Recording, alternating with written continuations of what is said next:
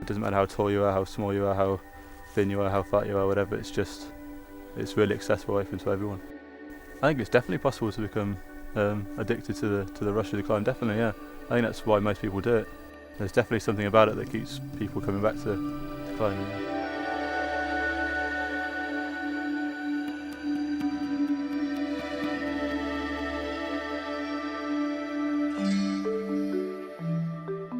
We're just in a place called Camersbarron. It's a couple of miles outside of Stirling. It's just a disused quarry that people used to climb in. I always try and wear a helmet, harness as well, make sure that my rope is in a good condition, it's not frayed or anything like that could snap. All my gear's kind of oiled up and just whatever, so it's all working fine.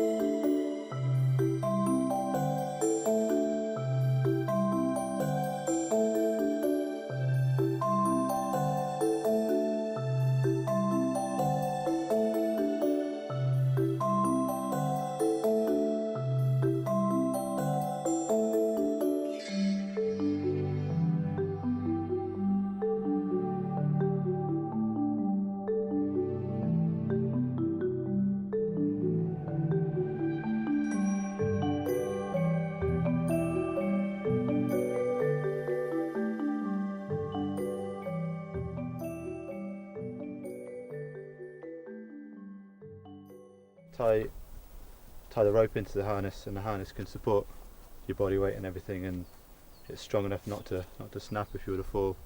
It's very important for rope climbing. Without it, you wouldn't be able to withstand the impact forces of a fall. The rope would just kind of go straight through your body instead of being channeled into the harness. So it's a very important bit of kit. Next, a chalk bag. Very important for keeping your hands dry. Stop you kind of slipping off the rock through getting sweaty. Next comes bits of gear. These are called quick draws, and they basically clip into these things called nuts, which when they were first made was exactly what they were, just nuts and bolts basically. Shoes, again, got to be quite tight fitting for standing on small edges and things. Sticky rubber undersole. The conditions are right. Conditions are quite important. If it starts raining midway through, then there's a increased likelihood that you could come off and do yourself an injury. So it's taken into account as much as you can. Gear's a very important thing first of all, and then the conditions as well. Their role basically as a belayer, it's the person that holds the rope as you're climbing up.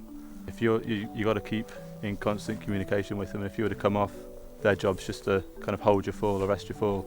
It's very important to kind of know the person you climb with and trust the person you climb with. At the end of the day, it's them that's gonna save your life, to put it quite dramatically.